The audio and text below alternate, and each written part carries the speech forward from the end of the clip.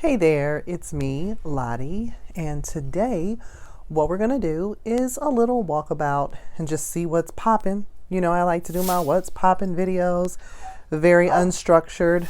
No, Riley, you stay. He doesn't like to be left in the house, but I'm just gonna point out some things as I come across them, see what's going on. So let's go, come on.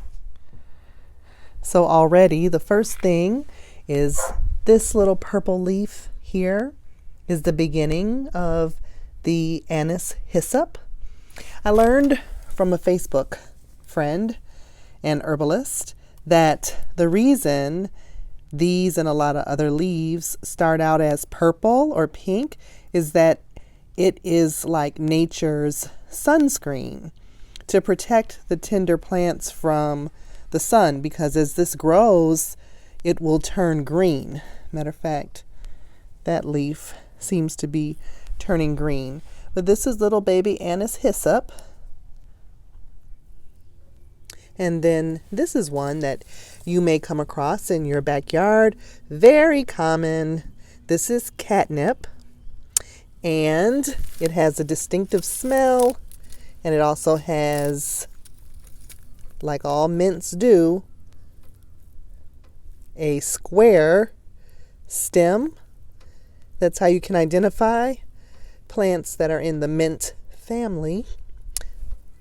So, catnip, really good calming, digestive herb for tea. It's also good for cough and cold. Lots of things. And of course, here's Barbara Rue, the rhubarb plant. Always got to give her a shout out. She's coming back looking good. I'm going to throw a bag of compost around here for her so that she gets her nourishment. Got to get some more compost. I am happy to report that the groundhog, oh, my shadow. The groundhog that decided to move in under my porch seems to have moved out. Thank you. I didn't have to do anything to get rid of it. So here, just in this section, which just looks like the wild, wild west of weeds, wild weeds, is so much stuff, you know. There's a lot of things here. I think one thing I want to point out, I've seen a lot of posts. Folks are curious about, move these out the way here, purple dead nettle. This here is purple dead nettle. It is different from stinging nettle. And I haven't worked with it a lot. Maybe I'll work with it some this year. It also looks a lot to me like lemon balm, but it's fuzzier than lemon balm, and it has more of a dusty, musty kind of fragrance to it, whereas lemon balm has a distinctive lemon fragrance. I'm going to show you some lemon balm. Let's go find some. So what I'm noticing is the lemon balm is not as, hasn't come up as much as the purple dead nettle, but I did find one here. Here it is right here. And in general, so it's not fuzzy at all, and it has, like I said, a distinct lemon scent to it. And once they get bigger, they don't look at all the same.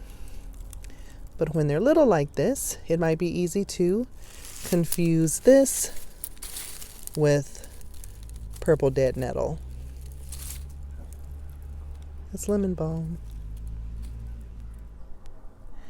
This is like a red veined sorrel plant, and it's a edible green. You can use it like any salad green. You know, you can just grab some of these here leaves,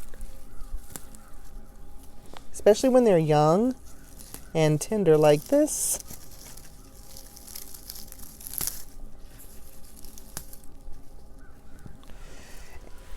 and add them to your salad. Isn't that pretty?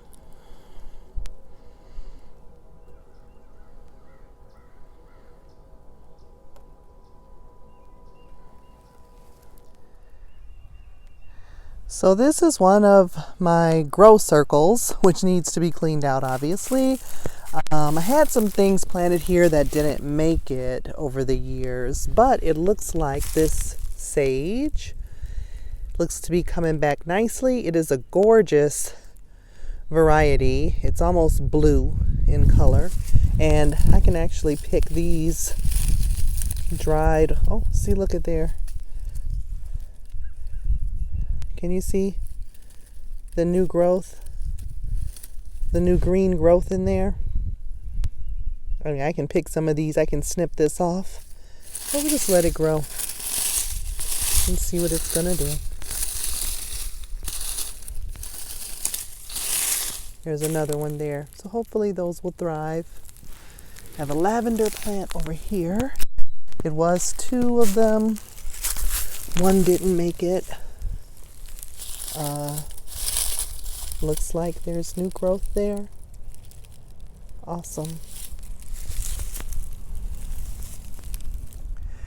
Now last year I planted 2 blueberry bushes and planted them over here near the pine trees because I heard that they like alkaline soil, and pine needles, or no, I'm sorry, acidic soil, which pine needles provide to make the soil more acidic. This glorious pine tree drops her needles all over the backyard. So I figured this would be a good spot for the blueberry bushes. So let's see how they're doing. Oh, let's see. Well, I hope it looks like a bud. Doesn't that look like a bud? Doesn't that look like a bud? I'm gonna hope it's a bud. This variety was blueberry glaze. I read that you should put 2 different varieties together so that they produce more fruit. I guess they propagate, or I don't know. I mean, the wrong words. Here's the other one. And yeah, you guys, I think I see buds. Oh my God, that makes me happy. It makes me happy. All right. Blueberry bushes. So these, as far as the eye can see, are brambles. They are probably black raspberries or red raspberries. You can tell the new growth because of the red canes are first year growth. Maybe this year we will clear this out. This is just too much. Too much.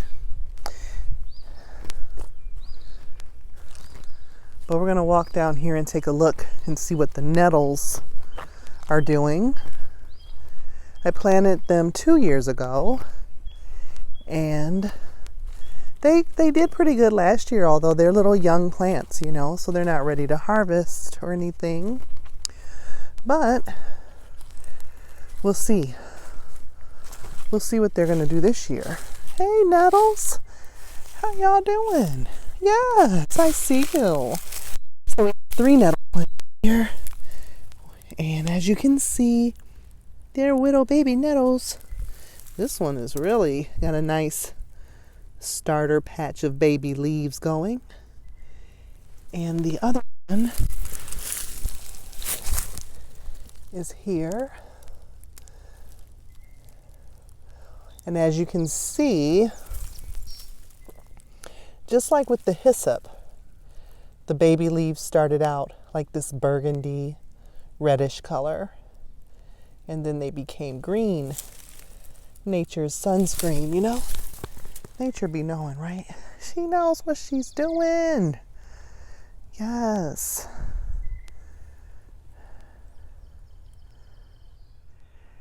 I have to give up a big thank you to these cedar trees. As we are moving through this crisis, I have made tons of medicine. Steams, clip off a branch, you know, put it in a pot of boiling water, and inhale the steam vapors to not only moisturize and protect the respiratory system, but to get those good antibacterial and cleansing qualities into the body. So have to stop and give a shout out. Ooh-wee, look at y'all. Look at that. Ooh, tall trees. Thank you.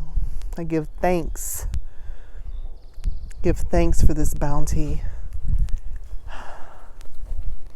Right outside our back door sometimes. Right?